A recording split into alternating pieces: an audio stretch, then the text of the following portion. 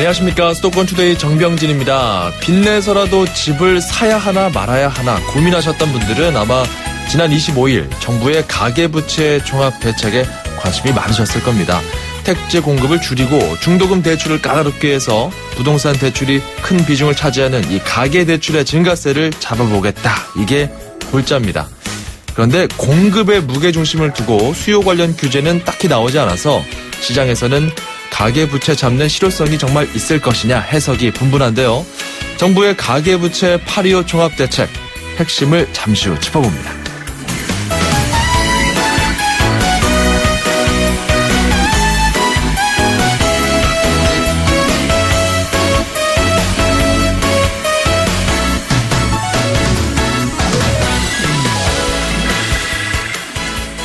네, 오늘 106년 전 일본이 우리나라의 국권을 침탈했던 날입니다. 오늘 앵커가 주목한 수도권 소식은요. 서울시가 경술국치일인 오늘 남산 통감관저 터에서 일본군 위안부 기억의 터 제막식을 연다는 소식입니다. 행사에는 위안부 피해자 할머니인 김복동, 기론옥 할머니가 참석할 예정이고요. 피해자들 기리는 작품들도 설치가 됩니다. 서울시는 위안부 피해 할머니들이 반세기 동안 싸워왔지만 일본의 진정한 사과와 배상을 받지 못했다며 기억의 터가 미래 세대의 역사의 현장이 됐으면 한다 이렇게 설명을 했군요. 자, 오늘 준비한 첫 곡은 와일드 체리입니다. Play That Funky Music. 수도권 투데이 출발합니다.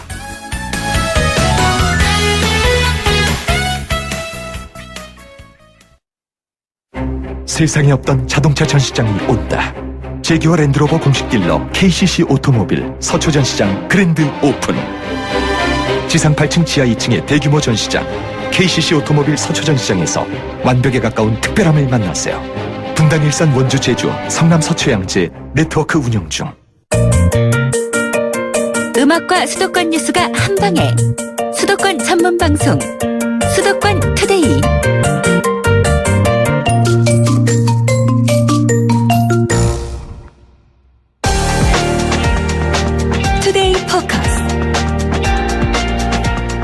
네, 정부가 지난 25일에 발표를 했습니다. 가계부채 종합대책, 8.25 대책. 주요 내용들 차근차근 좀 짚어보도록 하죠. 금융소비자 네트워크 김준하 사무국장 연결돼 있습니다. 안녕하십니까? 네, 안녕하세요. 예. 자, 우선 그 공공택지 공급 조절 부분이 눈에 띄거든요. 네. 어떻게 또 얼마나 줄이겠다는 겁니까? 예, 사실 이제 우선 가계부채 대책의 주택 공급 물량 조절이 이번에 처음 포함이 됐습니다. 예. 띄는데요. 작년 같은 경우는 이제 12만 8천호 주택 건설이 공급이 됐는데요. 올해는 이걸 이제 7만 5천호 정도만 건설하겠다. 이렇게 해서 택지 공급을 좀 줄여서 적정 주택이 이제 공급이 이루어지도록 하겠다. 이렇게 지금 하고 있습니다. 예. 그렇군요. 사실 그 2018년 공급 물량 폭탄 이런 얘기도 많아서 시장에서는 이제 공급이 많아지게 되면 집값이 좀 떨어지지 않겠느냐. 여러 가지 이제 수요와 공급 예측이 있었는데 공급 물량을 이제 줄이겠다는 거죠. 네네, 맞습니다. 가계 대출의 큰 비중을 차지하고 있는 이 주택담보대출, 부동산 관련 대출들이 상당히 좀 비중이 높은데 주택담보대출은 어느 정도로 좀 파악하고 있습니까? 네, 일단 그 올해 6월 기준으로 해서 가계부채가 1257조 3천억 정도로 집계가 되는데요. 예. 이게 이제 지난 분기에 비해서 33조 6천억이 늘었습니다. 근데 이 증가폭이 역대 두 번째로 컸습니다. 그리고 내용을 좀 살펴보면 최근에 이제 은행에서 이제 주택담보대출을 그 여신심사 가이드라인을 좀 강화하면서 요건 좀 둔화가 됐는데 집단대출이 계속 급증하고 있습니다. 그래서 올해 상반기 집단대출 잔액이 121조 8천억이고요. 상반기 동안 11조 6천억이 늘어났습니다. 예. 근데 같은 기간에 이제 은행의 주택담보대출은 23조 6천억이었으니까 거의 뭐 집단대출이 49.2% 굉장히 비중이 늘어난 상태고요.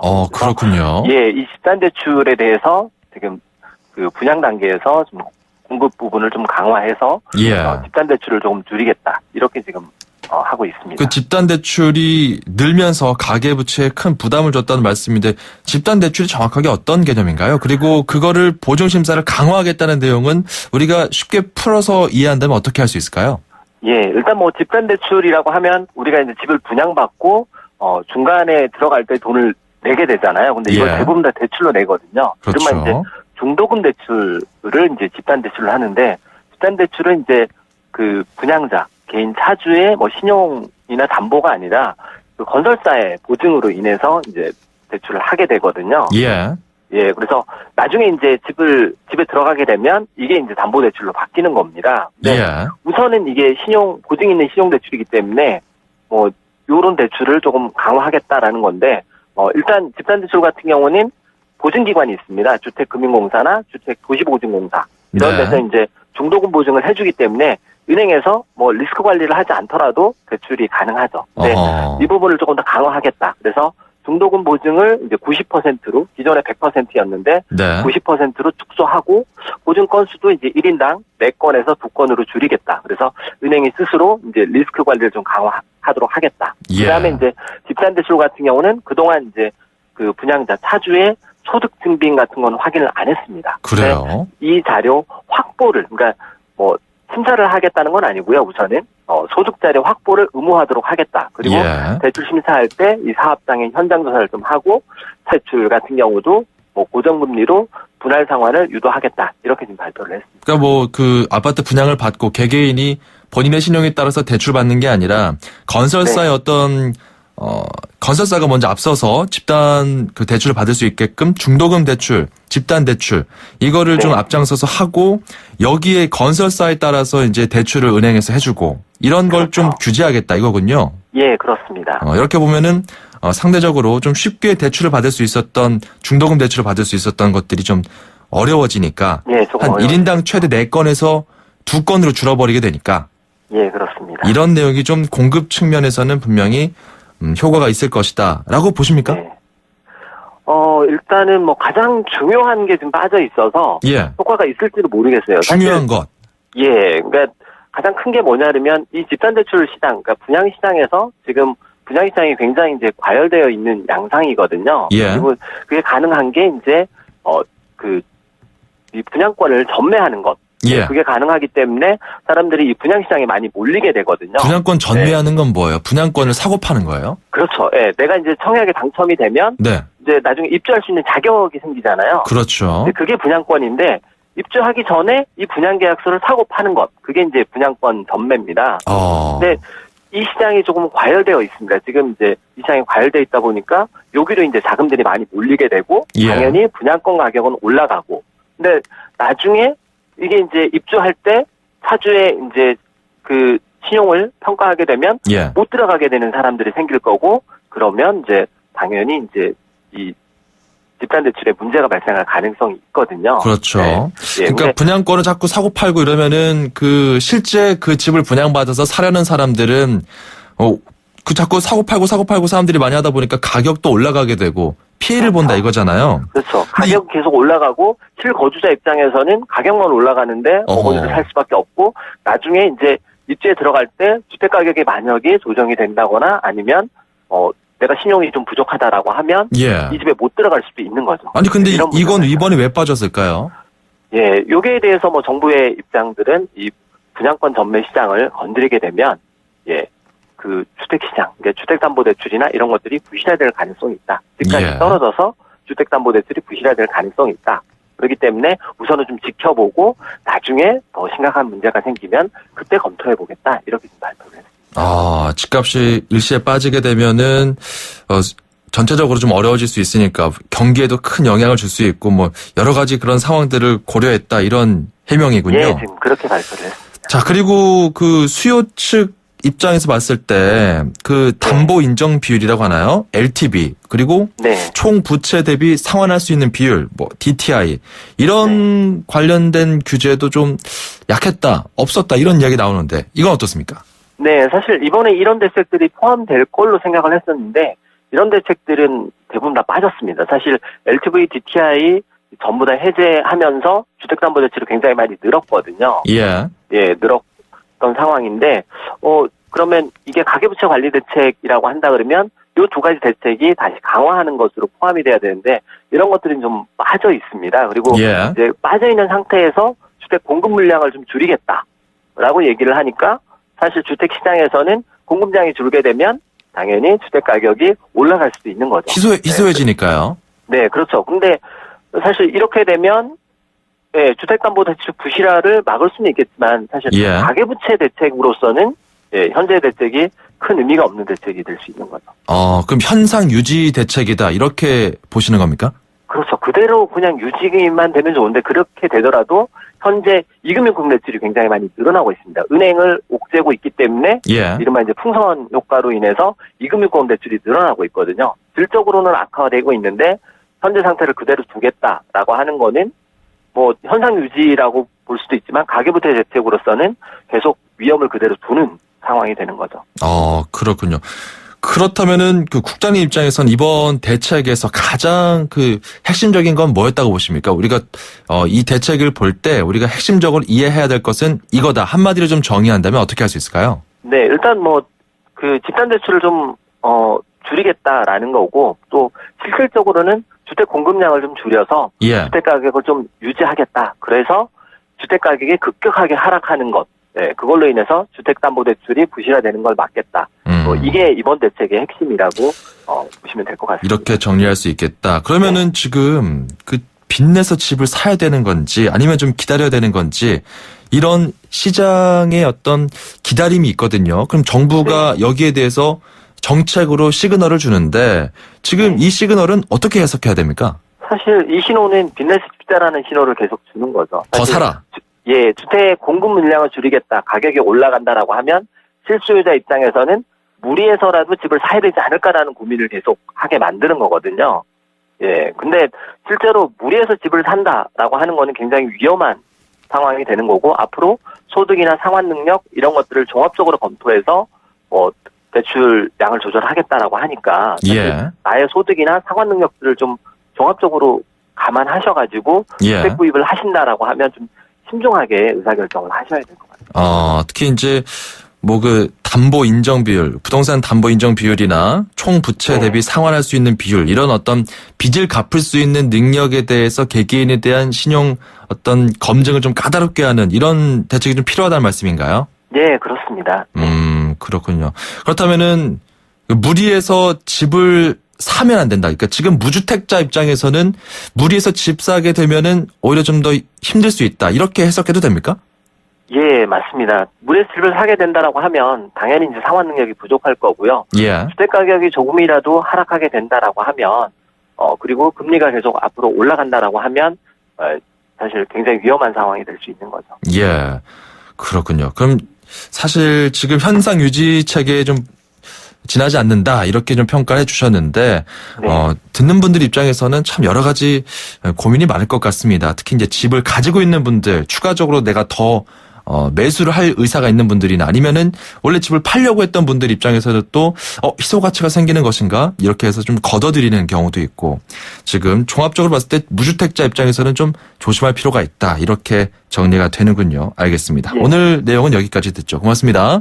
네, 감사합니다. 지금까지 금융소비자 네트워크 김준하 사무국장이었습니다. 스트레스 없는 도로, 스트레스 없는 대한민국을 위해 도로 위에서 느끼는 기쁨과 고충, 우리네 살아가는 이야기까지 여러분 수도권 투데이에 다 풀어주세요. 온수대통, 만사형통, 통통 메시지. 안녕하세요. 택시기사 최영훈입니다. 하던 일이 좀 힘들고 그래서 사업을 하다가 접고 이제 개인 택시를 한번 해보려고 시작했습니다. 이제 3년 됐어요. 외국 사람들이 짧은 거리를 이렇게 보면 안 태우려고 그래요, 기사들이. 그런 거 좀 안타까웠는데 이제 저 같은 경우는 그런 손님을 핸드폰으로 이렇게 딱 내밀어요. 그럼 목소리가 딱 나오거든요. 이제 웃으면서 짧은 영어지만 안내를 해줬을 때 굉장히 기분 좋아하세요. 그런 거에 이제 보람 좀 느끼죠. 이 외국인들이 때 한국에 왔을 때 택시를 참 많이 접한다고 봐요. 하면서 느끼는 점이 너무 열악해요. 26일이 만건인데 입금을 그대로 다 채웠을 때 주간을 했을 경우에 가져가는 임금이 115만 원 정도밖에 안 돼요. 그러다 보니까 친절이라든지 뒷전이고 입금 채우기 바쁘고 참 안타깝고 그렇더라고요. 그런 부분이 개선이 됐으면 좋겠다. 이제 그런 생각을 많이 하죠. 제일 힘들었던 게 화장실이에요. 화장실도 못 가게 해요, 주유소에서. 원래는 개방되게끔 돼 있는데도 그 부분이 너무 힘들어요. 건강에 미치는 것도 굉장히 많고 화장실이 좀 개선됐으면 좋겠다. 애로사항입니다. 이 에어컨을 하루 종일 틀면은 사실 굉장히 머리도 아프고 꺼놓고 있으면은 문을 열어놓고 있는 경우가 있어요. 손님들이 안 타요. 또 참는 방법밖에는 없는 것 같습니다. 사고가 너무 많이 나는데 장거리 같은 경우 굉장히 졸음이 많이 오거든요. 가정, 집 생각하고 이제 개인 택시 이제 곧 받는데 정신 차리자 마인드 컨트롤 많이 합니다. 서로 짜증도 나고 덥고 이렇게 이럴 때는 이제 다정하게 말 한마디라도 아우 더운데 고생하십니다. 그러니까 한마디 해주면 좀 더 힘이 나지 않을까 이 더운 여름에 그렇게 생각합니다. 항상 감사하는 생각 이제 시작을 하고 마무리도 모든 것이 잘 안전운전할 수 있게끔 또 오늘 하루를 또 그렇게 보내겠습니다. 네, 우리 택시 운전하시는 최용훈 기사님의 통통 사연이었습니다.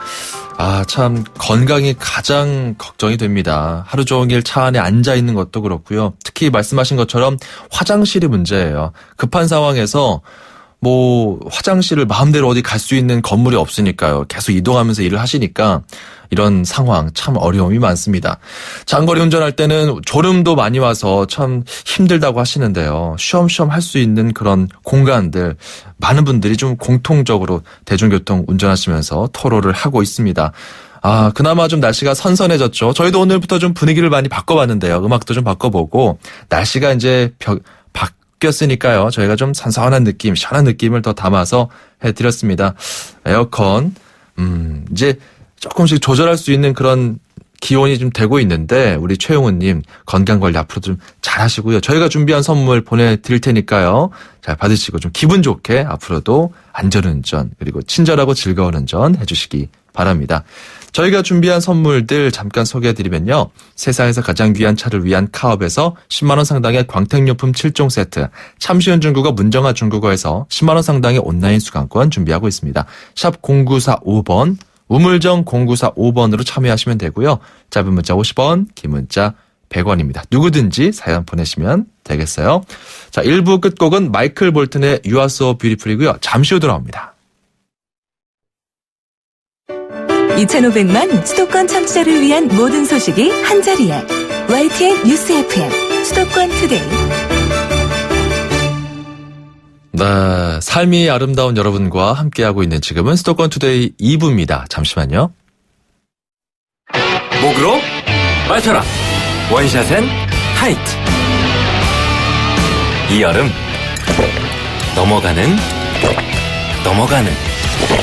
넘어가는 맛이 좋다. 목으로 맞춰라. 원샷엔 하이트.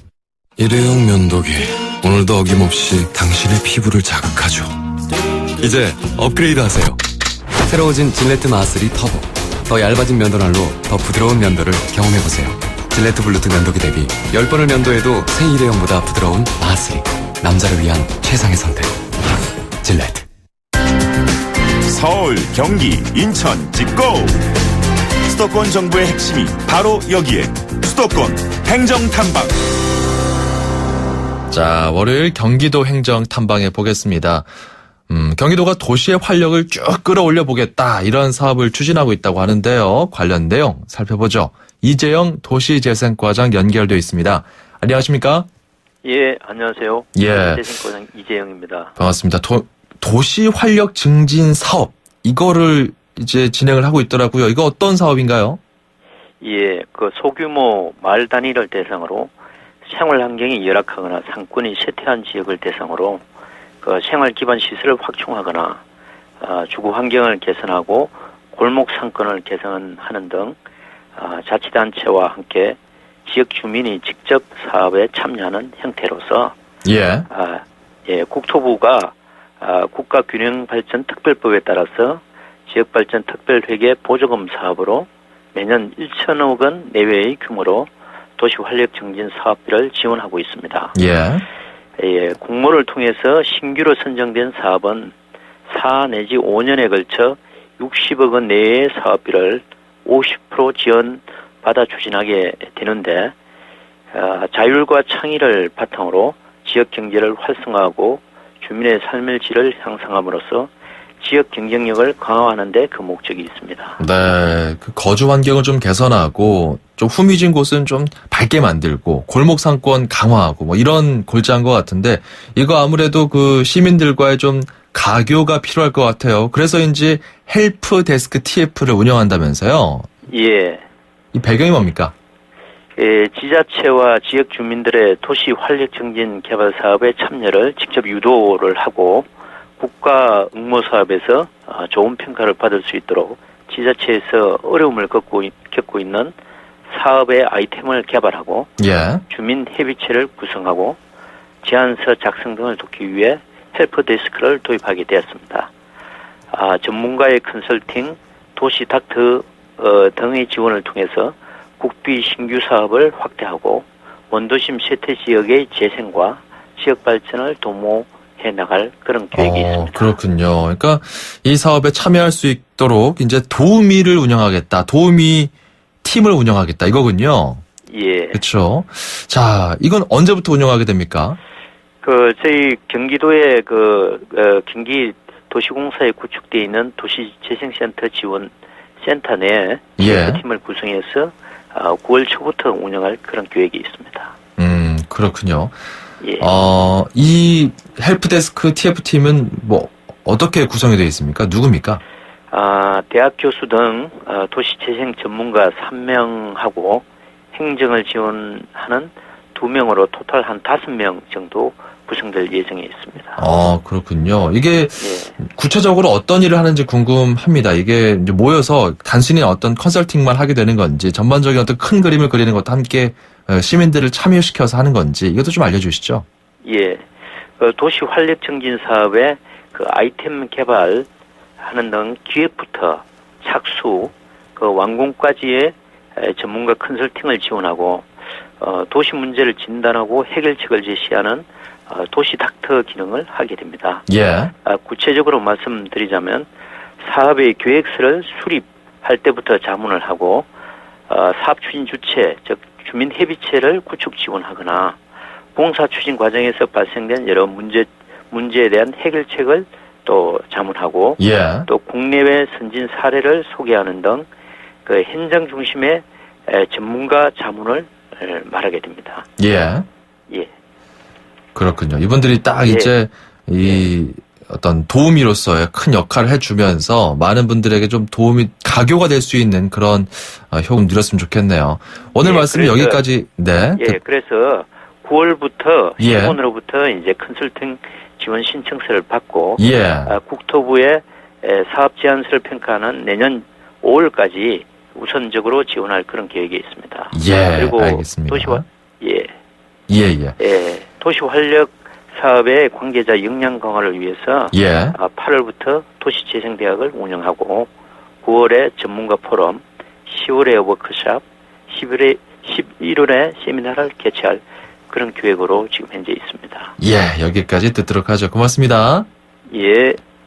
감사합니다. 지금까지 이재영 경기도 도시재생과장이었습니다.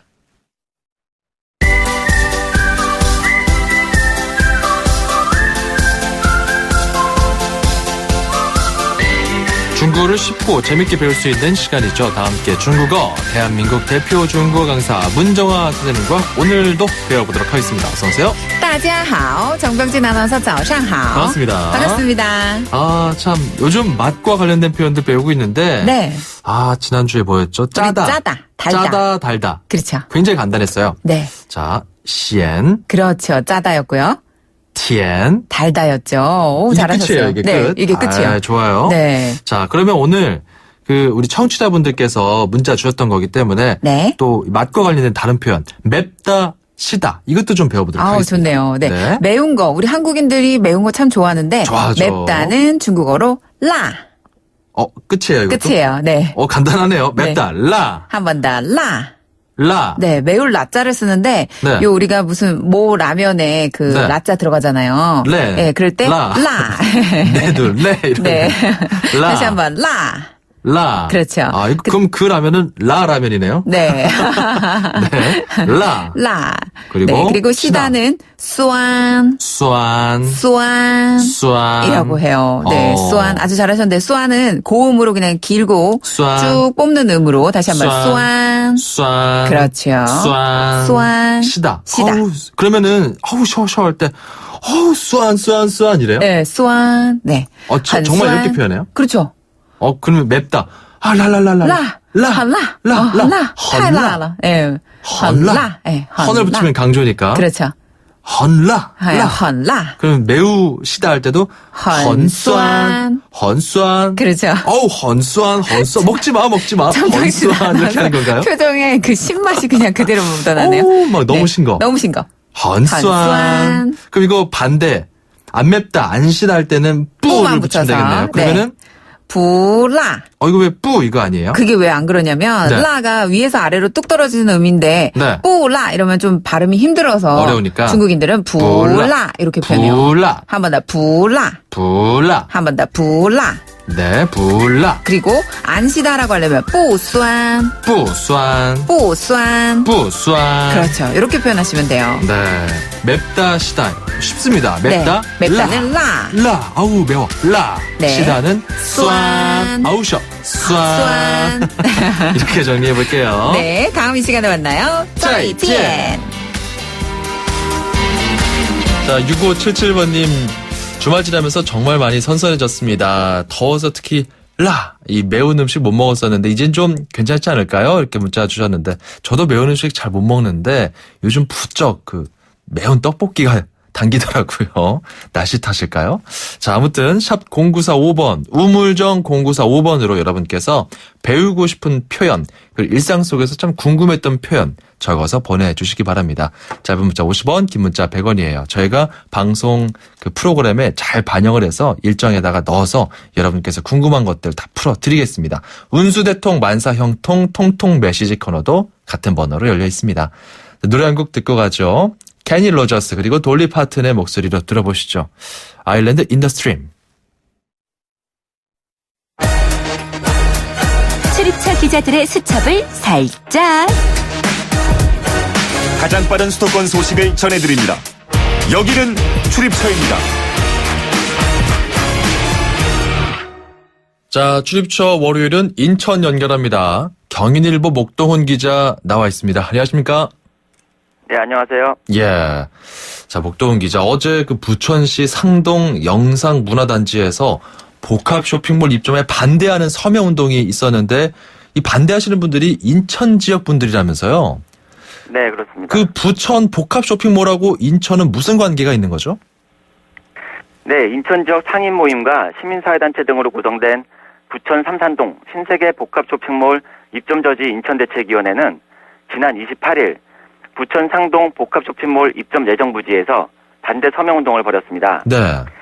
부천시는 지난해 신세계 컨소시엄과 사업협약을 맺고 상동 영상문화산업단지 내 7만 6천 제곱미터 부지에 2020년까지 호텔, 백화점, 면세점, 창고형 할인매장 등이 들어서는 대규모 복합 쇼핑몰을 건립하기로 했습니다.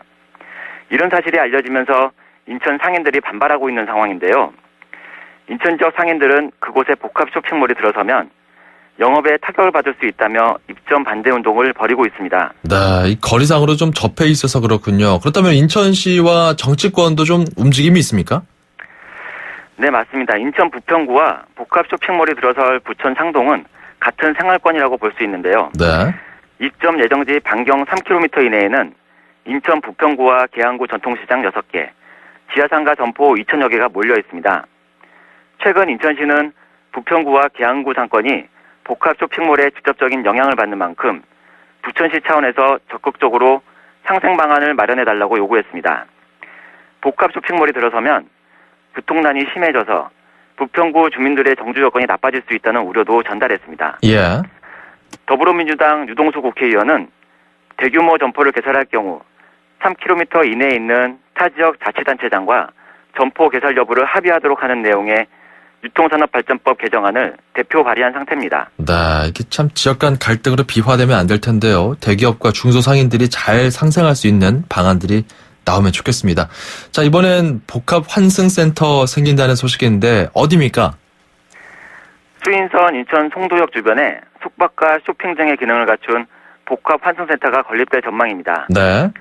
이런 계획이 담긴 안건이 지난 24일 인천시 도시계획위원회를 통과했는데요. 안건을 보면 수인선 송도역 주변에 상업지구 2만 8천 제곱미터 부지의 복합 환승센터 건립이 추진됩니다. 예.